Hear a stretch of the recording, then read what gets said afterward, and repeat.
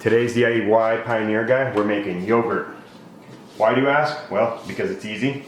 You can control the bacteria that you're going to grow. These are the things that I'll be using. I actually used some plain yogurt. Just some plain old whole milk yogurt. Nothing added to it.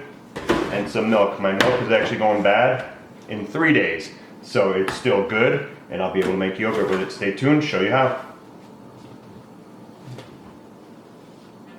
Alright, how much milk do you want to use? Well, I'm going to be using this container to let it incubate. So essentially, I went ahead and removed the yogurt from the refrigerator and put it in here so it'll come to room temp. This is already at room temp. All I'm going to be doing now is I'm going to be taking my milk, and to get an approximation as to how much I'll be using, since I'm going to be incubating it in here, I'm actually going to fill this, but well, I'm not going to fill it. I'm going to see. I'm comfortable with that. So that's how much milk I'll be using. Again, that's a container that'll be going in. It's not going to stay in here. I'm going to actually pour this off and heat up my milk. Time to transfer my milk over. There we go.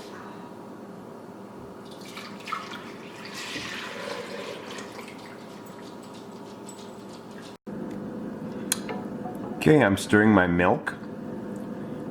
Just using a wooden spoon, actually one that I carved myself some time ago.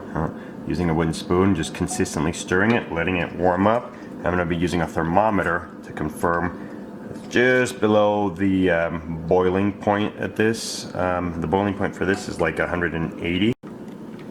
Okay, right about here, it was really hard to test, but as you can see, here, I switched over to a digital. It was just getting kind of hard to read. I'm hoping you can see it. I don't want to get it to boiling, but it was at 180. I'll show you in a second here.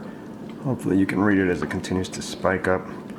I'm just moving it the whole time, making sure it does not boil over on me. It's kind of hard to hold it in place. I may actually move my hand here momentarily. But we were at 180. Again, the whole time. Ooh, that's getting hot on my hands. 179.2. Hopefully you guys can see it. 179.8. 180. There it is. So I'm just going to keep it right about there as long as I can. I'm just going to reduce the fire a little bit. It's really heating up my hands. So we're at 180 and I did not let it get to a boil. Okay, so let's test this now. The temp is stabilized to, let's see what it gets to.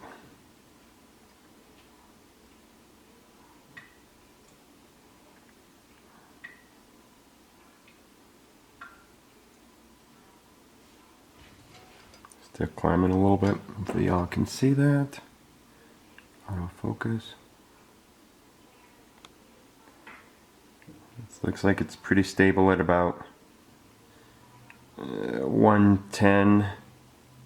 See if it gets, it'll be at 111 here. 110, 111. Pretty close. And this temperature right around here. Yeah, 111. So it's going to start dropping. Good.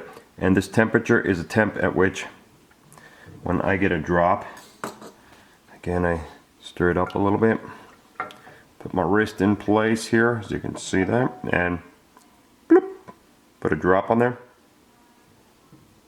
and that doesn't burn me. Feels great. It's about body temp, so I know right about here I can add in my yogurt, so I'm going to proceed to do that.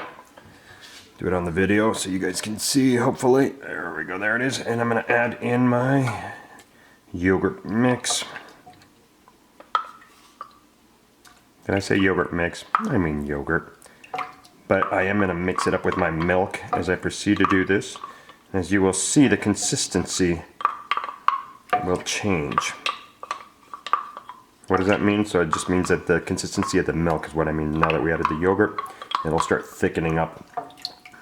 Obviously we just added something to it, but as it proceeds, it'll continue to thicken up. So now I'm just going to make sure, and I stir it really well to make sure the yogurt goes in a full solution here, so the bacteria have an opportunity to kind of spread out and get everywhere. Okay.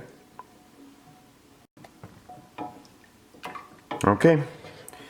Yogurt is completely stirred in, and I'm going to be pouring that off into my tortilla holder or insulation container. A lot of different people use different techniques. There's yogurt makers, there's all sorts of stuff, but this one I just pour it right in there. It's insulated, cover it up with a rag, set it off to the side, and before you know it, we got yummy yogurt. Okay, yogurt's poured off in our container. Now we're gonna put the lid on it, wrap it up in a rag, and set that to incubate. Okay, our yogurt's had a chance to incubate for nearly 24 hours. Let's check out what we got. Nice. This is the way I like my yogurt. It's perfect. It's almost drinkable, but not quite. So now I'm actually going to separate out my yogurt. And I'm going to actually pour it off in a little mason jar, separate them out, put them in the refrigerator. And I'll usually go through them about 10 days or so. Finish it up within 10 days. I actually keep some of this as my starter for the next batch, so I make sure that I keep some for the next batch and use it to start the next one, and we're ready to go. And that's how we make some yummy yogurt. Again, some of the benefits. One of them is that your milk won't go bad. You get to use it. You have live culture of bacteria here taking place, which is actually obviously good for your body.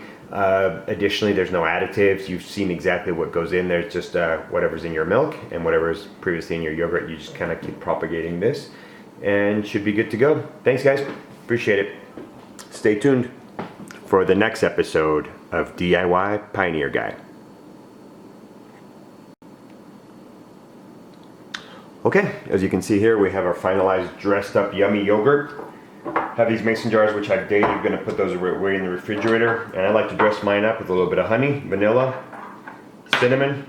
I added a little yummy oatmeal and blueberries, and as we say in our house, buen provecho, bon appetit, and enjoy.